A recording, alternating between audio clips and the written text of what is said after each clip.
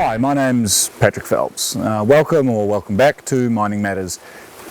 Today I want to talk about the greater good. There's a few different aspects to that, but essentially I should have been at a minerals forum in Hamilton this week, but in part due to the plans of the protesters and the resulting lack of willingness, I guess, on the part of police to ensure that the event could go ahead safely, the whole thing got cancelled. The protesters were the same sort of coalition, I guess, of environmental groups who protested the same minerals forum last year when it was held in Dunedin. This year the minerals forum was to be held on Tuesday and Wednesday the 13th and 14th of October. To quote the event organiser, following meetings with the police, venue and security in Hamilton, we arrived at the decision that we cannot hold the event safely due to the indicated protest action and resources made available to us to protect our delegates. So, to save me saying the following, I agree with everything that's about to appear on the screen. Essentially, yes, climate change is happening and it's being caused by humans, particularly the burning of fossil fuels and also other gases, not just carbon dioxide, methane, nitrous oxide, etc. And yeah, if we don't rein in our emissions fairly quickly, it's going to cause, to put it lightly, the odd spot of bother. Having lived in a dictatorship, I am also a staunch advocate of the right to protest, even disruptively so, especially if your government is trying to take away your right to vote or your independent judiciary. Now you got my nuts in a vice, so to speak.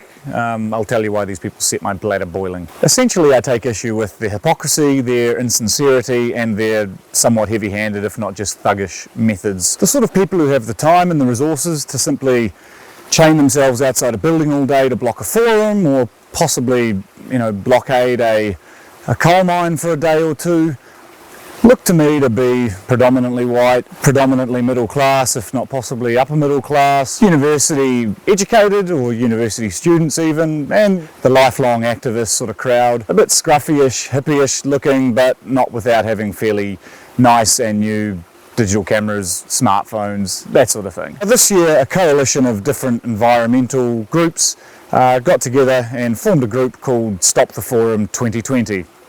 Fairly obvious name, fairly obvious goal. They wanted to stop the Minerals Forum from going ahead. They put up a fair few Facebook posts, and among them I'll admit they had one line about fossil fools, which, if nothing else, is a pretty good pun.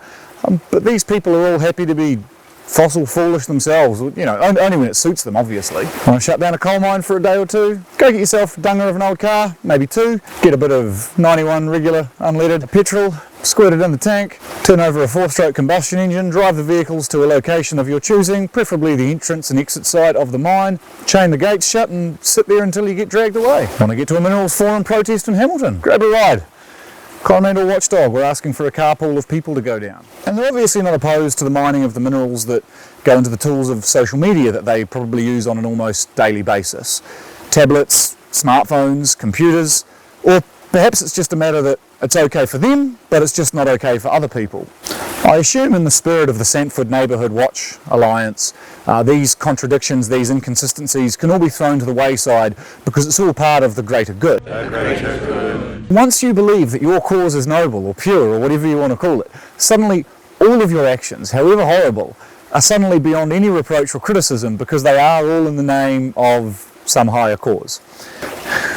Fantastically, and this is one of my favourite things, having stopped the forum, as was the name of the group, Stop the Forum, as far as I can understand from their Facebook post, they're going to protest anyway, which kind of makes me wonder, was this really about the forum, or did they just want to have some sort of reason to protest? I mean, seriously, they got what they wanted, they won, the forum stopped. Do they not have jobs to go to, or exams to study for, or kids to look after? Like pets to feed? Like nothing? They're still going to turn up and protest, even though they've stopped the forum? One of the coalition's members, Extinction Rebellion, well, it seems as far as they're concerned, the idea of peaceful protest is to cover up your face like a gangster, barge into somebody's office, tip coal all over the floor and the walls in a fairly aggressive manner, if there's any other way of doing such a thing, and then to set a smoke bomb off outside, all presumably in the name of the greater good. The fact that they're protesting a forum that isn't even happening says a lot about these people. Most of them, like me, appear to be white, university-educated citizens of a first world country with access to good education, healthcare, nice technology. They've gone through their lives with very little to complain about. Can't tell exactly what it is I can't stand about these people, but I think it's similar to seeing a bishop or a high priest or somebody standing up in church in the most ostentatious clothing while preaching modesty, preaching celibacy and abstinence while having it off with the choir boys or the nuns. It's just the insincerity, the hypocrisy, the crocodile tears, all that sort of stuff. It's fairly easy to take a day off study or work, go down, chain yourselves to some gates, stop a forum, block a coal mine. It's even easy, if not somewhat legally compromising, to barge into somebody's office and throw coal all over the show. But in the absence of white knight technological advances in areas like presumably hydrogen, carbon capture and storage, thorium or thorium, whatever the new age nuclear power is, maybe chucking a Dyson sphere around the sun, it's so much harder to give up all of the comforts, conveniences, luxuries, even just the necessities that we've become so used to since the Industrial Revolution. Transport at such a cheap, convenient price, phones, computers, the internet, YouTube, I don't know, I guess social media if that's what you're into, Big Macs, meat and dairy in whatever quantities you want, year-round fresh fruit and vegetables, tofu, soy, quinoa, all this stuff that comes from all over the world from God knows where. I mean, good public health, education, international travel.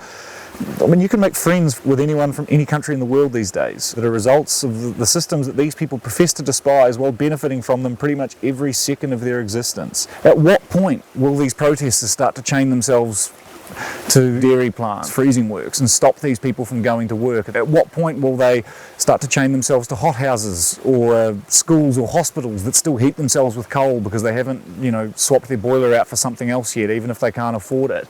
At what point will they start to barricade petrol stations? I mean, at what point do they go too far in the name of the greater good? The greater good. I would argue that they've already crossed the line.